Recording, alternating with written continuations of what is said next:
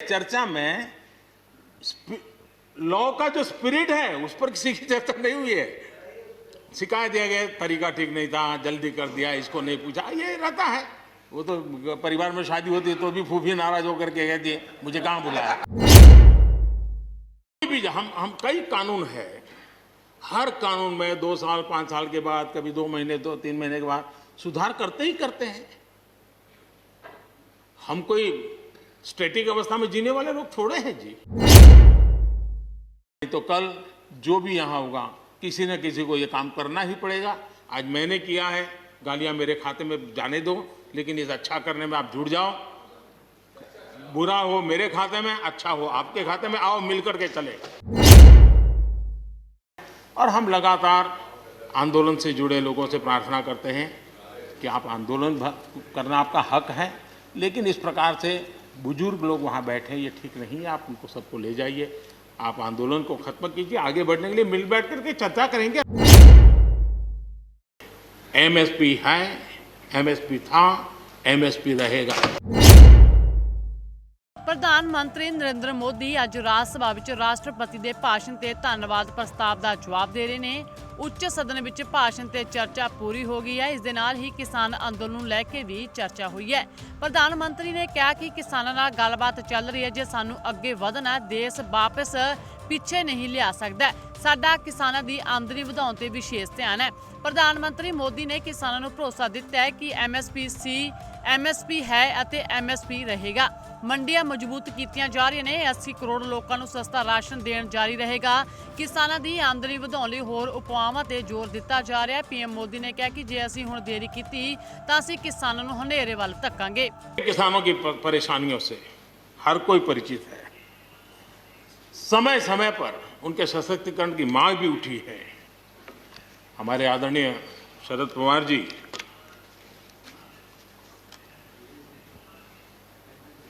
और कांग्रेस के भी हर किसी ने, हर सरकार ने कृषि सुधारों की वकालत की है। कोई पीछे नहीं है, क्योंकि हर एक को लगता है कर पाए नहीं कर पाए अलग बात है, लेकिन ये होना चाहिए, ये बात हर एक की निकली हुई है। और आज नहीं, जब भी जो जहां थे सबने की हुई है। और शरद राव जी ने तो अभी एक बयान भी दिया कि भाई मैं सुधारों के पक्ष में हूं।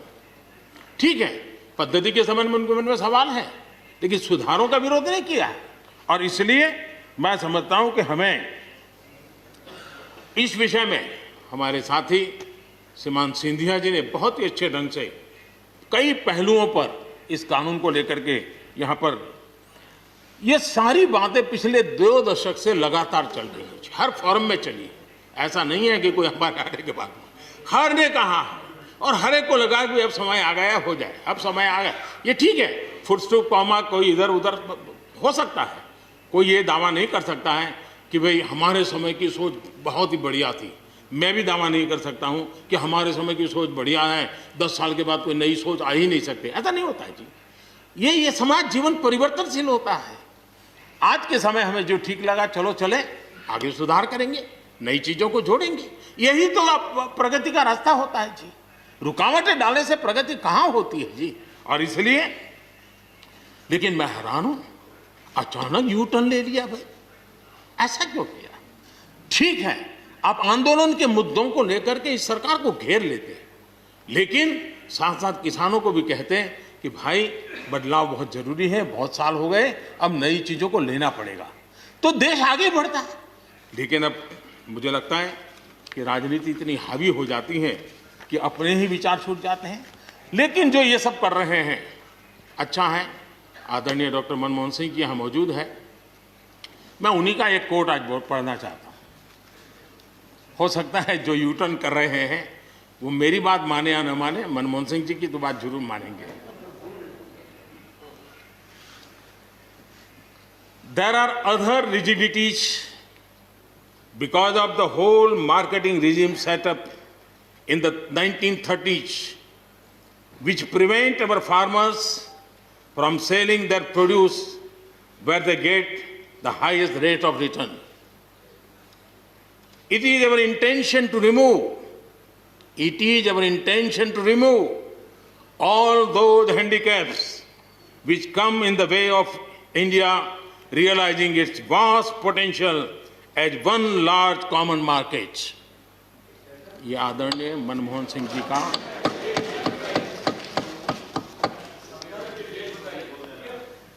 आदरणीय मनमोहन सिंह जी ने किसान को उपज बेचने की आज़ादी दिलाने, भारत को एक कृषि बाजार दिलाने के संबंध में अपना इरादा व्यक्त किया था और वो काम हम कर रहे हैं।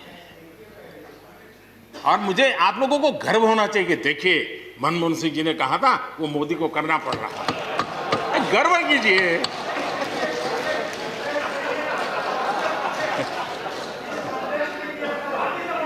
Please please. और मजा ये है कि जो लोग पॉलिटिकल बयानबाजी करते हैं उछल उछल करके, उनके राज्यों में भी जब उनको मौका मिला है, इसी में से आधा अधूरा कुछ न कुछ किया ही किया है हर किसी ने। यहाँ जो विरोध में दल है उनकी भी जहाँ सरकारें हैं वहाँ आधा अधूरा कुछ न कुछ तो किया ही है, क्योंकि उनको भी मालूम है रास्ते का रास्ता तो यही है। और मैंने देखा इस चर्चा में लॉ का जो स्पिरिट है उस पर किसी की चर्चा नहीं हुई है। शिकायत दिया गया तरीका ठीक नहीं था, जल्दी कर दिया, इसको नहीं पूछा, ये रहता है। वो तो परिवार में शादी होती है तो भी फूफी नाराज होकर के कहती है मुझे कहाँ बुलाया। वो तो रहता है, इतना बड़ा बड़ा परिवार है तो रहता ही है।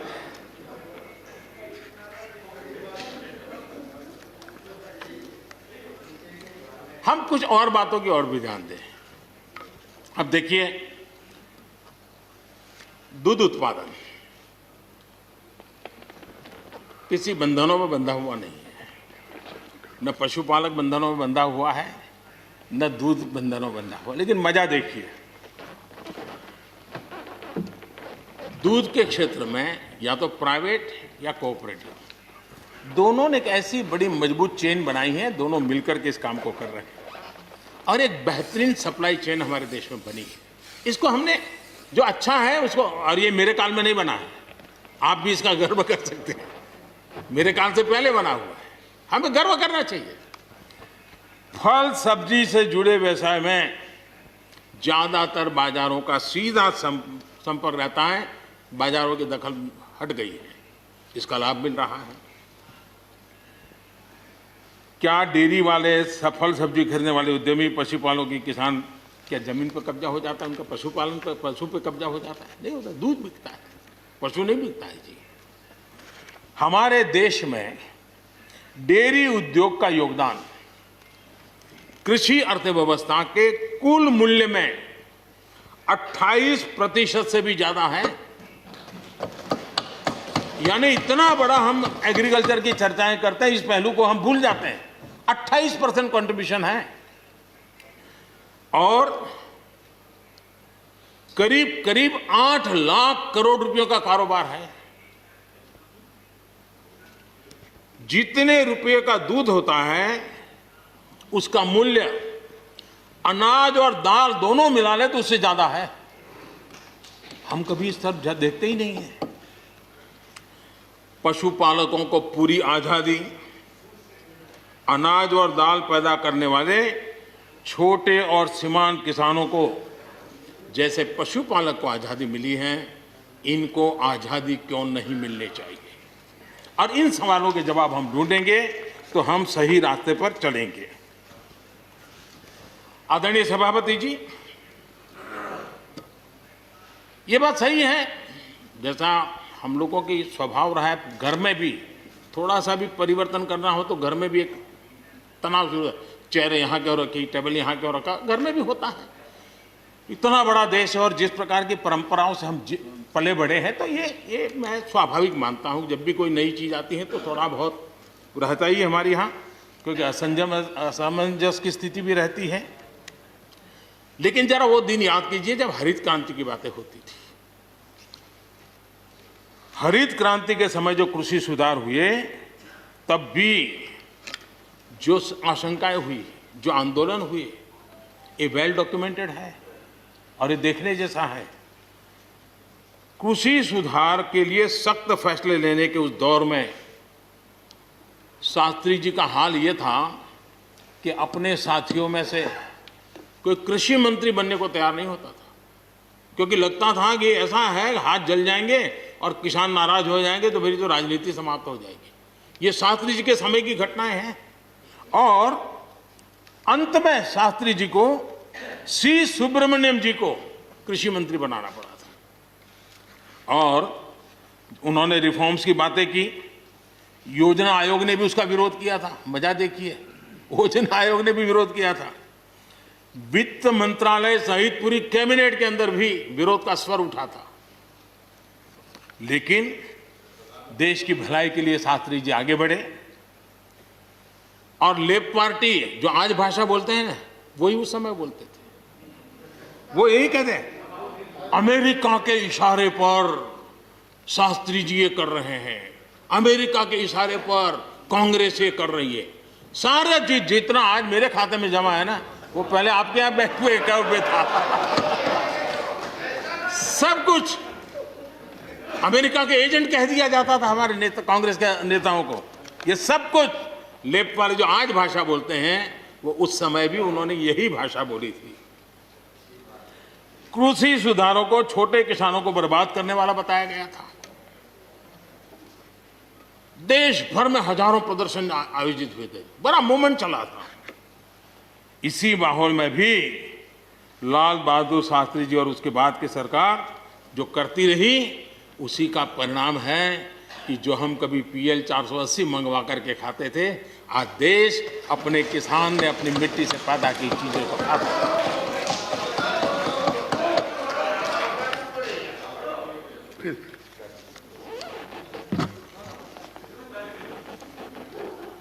रिकॉर्ड उत्पादन के बावजूद भी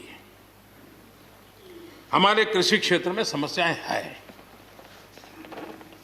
कोई ये तो मना नहीं कर सकता है समस्याएं नहीं है, लेकिन समस्याओं का समाधान हम सबको मिलकर के करना होगा।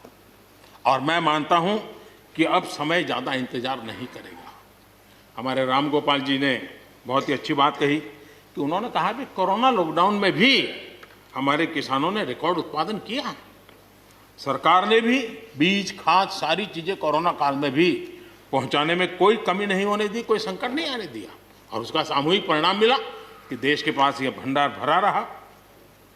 उपज की रिकॉर्ड खरीदी भी इस कोरोना काल में ही हुई। तो मैं समझता हूं कि हमने नए नए उपाय खोज करके आगे बढ़ना होगा। और जैसा मैंने कहा,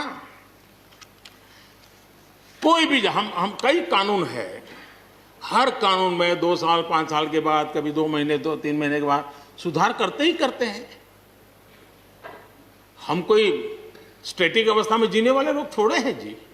जब अच्छे सुझाव आते हैं तो अच्छे सुधार भी आते हैं। और सरकार भी अच्छे सुझावों को, और सिर्फ हमारी नहीं, हर सरकार ने अच्छे सुझावों को स्वीकार किया। यही तो लोकतंत्र की परंपरा है।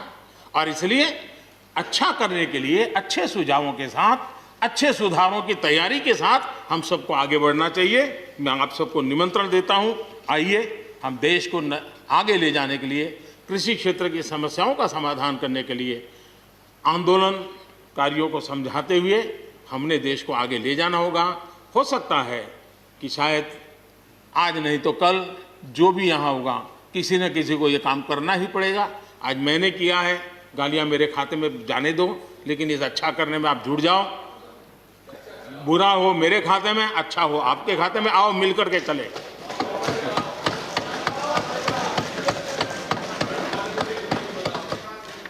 और मैं लगातार, हमारे कृषि मंत्री जी लगातार किसानों से बातचीत कर रहे हैं, लगातार मीटिंगें हो रही हैं, और अभी तक कोई तनाव पैदा नहीं हुआ है। एक दूसरे की बात को समझने का, समझाने का प्रयास चल रहा है। और हम लगातार आंदोलन से जुड़े लोगों से प्रार्थना करते हैं कि आप आंदोलन करना आपका हक है, लेकिन इस प्रकार से बुजुर्ग लोग वहाँ बैठे, ये ठीक नहीं है। आप उनको सबको ले जाइए, आप आंदोलन को खत्म कीजिए। आगे बढ़ने के लिए मिल बैठ करके चर्चा करेंगे, रास्ता खुले है। ये सब हमने कहा है। मैं आज भी इस सदन से माध्यम से भी निमंत्रण देता हूं। आदरणीय सभापति जी, ये बात निश्चित है, हमारी खेती को खुशहाल बनाने के लिए फैसले लेने का ये समय है। इस समय को हमने गंवा नहीं देना चाहिए। हमें आगे बढ़ना चाहिए, देश को पीछे नहीं ले जाना चाहिए। पक्ष हो, विपक्ष हो, आंदोलनरत साथी हो, इन सुधारों को हमने मौका देना चाहिए और एक बार देखना चाहिए कि इस परिवर्तन से हमें लाभ होता है कि नहीं होता है। कोई कमी हो तो उसको ठीक करेंगे और कहीं ढिलाई है तो उसको कसेंगे। ऐसा तो है नहीं कि सब दरवाजे बंद कर दिए बस। और इसलिए मैं कहता हूं,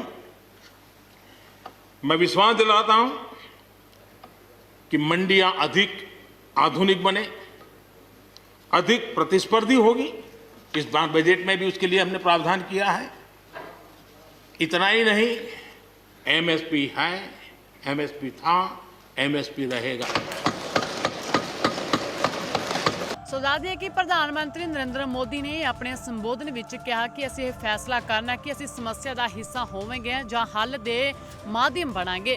ਰਾਜਨੀਤੀ ਅਤੇ ਰਾਸ਼ਟਰਨੀਤੀ ਵਿੱਚ ਸਾਨੂੰ ਇੱਕ ਦੀ ਹੀ ਚੋਣ ਕਰਨੀ ਪਏਗੀ। ਪੀਐਮ ਮੋਦੀ ਨੇ ਕਿਹਾ ਕਿ ਸਦਨ ਵਿੱਚ ਕਿਸਾਨਾਂ ਦੇ ਅੰਦੋਲਨ ਬਾਰੇ ਕਾਫੀ ਵਿਚਾਰ ਵਟਾਂਦਰੇ ਹੋਏ ਨੇ। ਜੋ ਕੁਝ ਵੀ ਦੱਸਿਆ ਗਿਆ ਉਹ ਅੰਦੋਲਨ ਬਾਰੇ ਦੱਸਿਆ ਗਿਆ, ਪਰ ਅਸਲ ਗੱਲ ਬਾਰੇ ਚਰਚਾ ਨਹੀਂ ਕੀਤੀ ਗਈ। Bureau report, star Canada TV.